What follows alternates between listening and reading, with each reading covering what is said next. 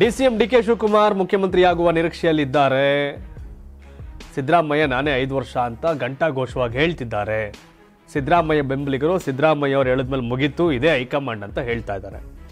ಈ ಗ್ಯಾಪಲ್ಲಿ ಮಹಾರಾಷ್ಟ್ರದಲ್ಲಿದ್ದಂಥ ಡಿಸಿಎಂ ಡಿಕೆ ಶಿವಕುಮಾರ್ ದೆಹಲಿಗೆ ದಿಢೀರ್ನೆ ಪ್ರಯಾಣ ಬೆಳೆಸಿದ್ರು. ನಿನ್ನೆ ಹೈಕಮಾಂಡ್ ಕರೆಯ ಮೇರೆಗೆ ಪ್ರಯಾಣ ಬೆಳೆಸಿದ್ದಾರೆ ಅನ್ನೋ ಸುದ್ದಿ ಇತ್ತು. ಈಗ ಅವರು ಸ್ಪಷ್ಟನೆ ಕೊಟ್ಟಿದ್ದಾರೆ, ಇಲ್ಲ ಇಲ್ಲ ಇಲ್ಲ ಇದು ಖಾಸಗಿ ಕಾರ್ಯಕ್ರಮ.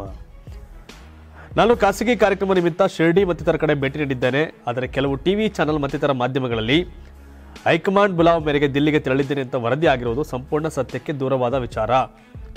ನನ್ನ ಖಾಸಗಿ ಕಾರ್ಯಕ್ರಮಗಳಿಗೆ ರಾಜಕೀಯ ಬಣ್ಣ ಹಚ್ಚುವುದು ಸಲ್ಲದು ಹೀಗಂತ ಹೇಳಿದ್ದಾರೆ. 2 ದಿನಗಳ ಹಿಂದೆ ದೆಹಲಿಗೆ ತೆರಳಿದ ಡಿಕೆ ಶಿವಕುಮಾರ್ ಅವರು ರಾಹುಲ್ ಗಾಂಧಿ ಅವರು ಭೇಟಿ ಸಮಯ ನೀಡಿರಲಿಲ್ಲ. ಭೇಟಿಗೆ ಕಾದು ಕುಳಿತು ಅವಕಾಶ ಸಿಗದೆ ಶುಕ್ರವಾರ ಬೆಂಗಳೂರಿಗೆ ವಾಪಸ್ ಆಗಿದ್ರು. ಇದೀಗ ದೆಹಲಿಗೆ ಹೋಗಿದ್ದಾರೆ. ಇದು ಅದಕ್ಕಲ್ಲ ಅಂತ ಹೇಳ್ತಾರೆ. ಇವರು ದೆಹಲಿಗೆ ಹೋಗಿದಾರಲ್ಲ ಅದ್ರ ಬಗ್ಗೆ ಹೌದು ಒಂಥರ ವಿಶೇಷ. ಆದರೆ ಮಹಾರಾಷ್ಟ್ರದಲ್ಲೇ ಕಳೆದ ಬಾರಿ ಸರ್ಕಾರ ಬೀಳಕ್ಕೆ ಕಾರಣ ಆಗಿತ್ತು. ಸಿದ್ದರಾಮಯ್ಯ ಒಂದು ದಶನ ಶಾಸಕರನ್ನ, ಅಂದರೆ ಕೆಲವರು ಹೇಳ್ತಾರೆ ಸಿದ್ದರಾಮಯ್ಯನ ನಮ್ಮನ್ನು ಕಳಿಸ್ಕೊಟ್ಟಿದ್ದು ಅಂತ.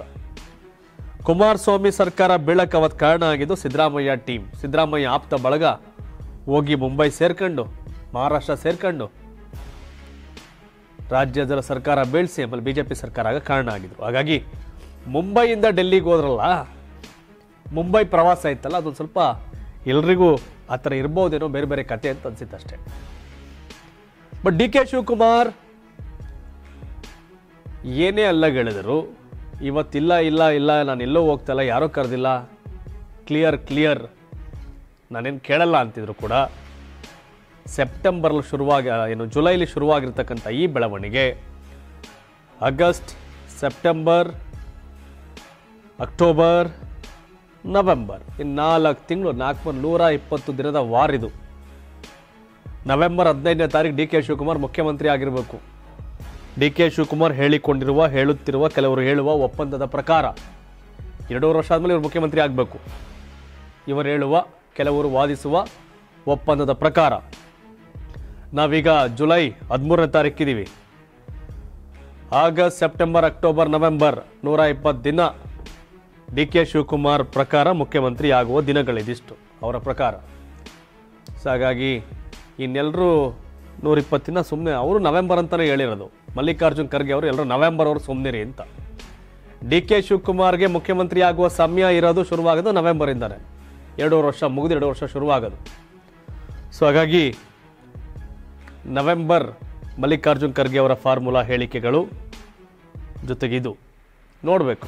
ಸೊ ಹಾಗಾಗಿ ಒಂದು 100-120 ದಿನ ಎಲ್ಲರೂ ಸುಮ್ಮನಿರಿ ಅಂತ ಹೇಳೋದು ಒಳ್ಳೆದು, ಕರೆಕ್ಟ್ ಅದು. ಬಟ್ ಅಲ್ಲಿವರೆಗೂ ಕೆಟ್ಟ ಕುತೂಹಲ ಇರುತ್ತಲ್ಲ, ಸೊ ಇವರೇ ಹೇಳಿ ಹೋಗೋದು ಒಳ್ಳೆಯದು. ನಾನು ಈ ಕಾರಣಕ್ಕೆ ಇಲ್ಲಿ ಹೋಗ್ತಾ ಇದ್ದೀನಿ. ಯಾವಾಗಲೂ ಟಿ ಪಿ ಆಗ್ತಿರೋ ಡಿ ಕೆ ಶಿವಕುಮಾರ್ ಟೀಮ್ ಅವರು, ಬಟ್ ಏನೋ ವ್ಯತ್ಯಾಸ ಆದಂಗಿದೆ. ಏನಿಯೋ ಡಿ ಕೆ ಶಿವಕುಮಾರ್ ಸಮಾಧಾನವಾಗಿದ್ದಾರೆ, ಕೂಲ್ ಆಗಿದ್ದಾರೆ. ಮೊನ್ನೆ ಅವ್ರ ಬ್ರದರ್ ಹೇಳ್ತಾರೆ ಡಿ ಕೆ ಸುರೇಶ್ ಅವರು, ಆತುರವೂ ಇಲ್ಲ ಆತಂಕವೂ ಇಲ್ಲ ಅಂತ. ಯಾಕೆಂದರೆ ಅವ್ರು ನಂಬಿರೋದು ಹೈಕಮಾಂಡ್ ದೇವರನ್ನು. ಹೈಕಮಾಂಡ್ ದೇವರ ಬಗ್ಗೆ ಅವ್ರಿಗೆ ನಂಬಿಕೆ ಇದೆ. ಪ್ರಯತ್ನ ಫಲಿಸದಿದ್ದರೂ ಪ್ರಾರ್ಥನೆ ಫಲಿಸತ್ತೆ ಅಂತ. ಡಿ ಕೆ ಶಿವಕುಮಾರ್ ಕರ್ನಾಟಕ ಪಾಲಿಟಿಕ್ಸಲ್ಲಿ ಎಷ್ಟು ಸ್ಟ್ರಾಂಗೋ, ಡಿ ಕೆ ಸುರೇಶ್ ಹೈಕಮಾಂಡ್ ಮಟ್ಟದಲ್ಲಿ ಅಷ್ಟೇ ಪ್ರಭಾವಿ. ಡಿ ಕೆ ಸುರೇಶ್ ಹೈಕಮಾಂಡ್ ಮಟ್ಟದಲ್ಲಿ ಅಷ್ಟೇ ಪ್ರಭಾವಿ.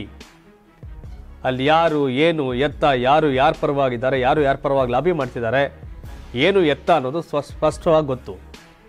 ರಿವರ್ಸ್ ಪಾಲಿಟಿಕ್ಸ್ ಮಾಡಿರ್ಬೋದೇನೋ, KMF ಅಧ್ಯಕ್ಷ ಆಗಿರ್ಬೋದೇನೋ ಲೈಕ್ ಬಮೂಲ್ಗೆ. ಆದರೆ 2 ಟರ್ಮು ದೆಹಲಿ ರಾಜಕಾರಣವನ್ನು 10 ವರ್ಷ ನೋಡಿದಂಥ ವ್ಯಕ್ತಿ ಡಿ ಕೆ ಸುರೇಶ್. ಹಾಗಾಗಿ ಆತುರ ಆತಂಕ ಇಲ್ಲ ನಮ್ಮ ಅಣ್ಣಂಗೆ ಅಂತ ಹೇಳೋರೆ. ಡಿ ಕೆ ಸುರೇಶ್ ಶಿವಕುಮಾರ್ ಮುಖದಲ್ಲೂ ಆತುರ ಮತ್ತು ಆತಂಕ ಕಾಣ್ತಾ ಇಲ್ಲ. ನೋಡೋಣ ಏನಾಗುತ್ತೆ ಅಂತ. ತಾವೇನು ಹೇಳ್ತೀರಿ?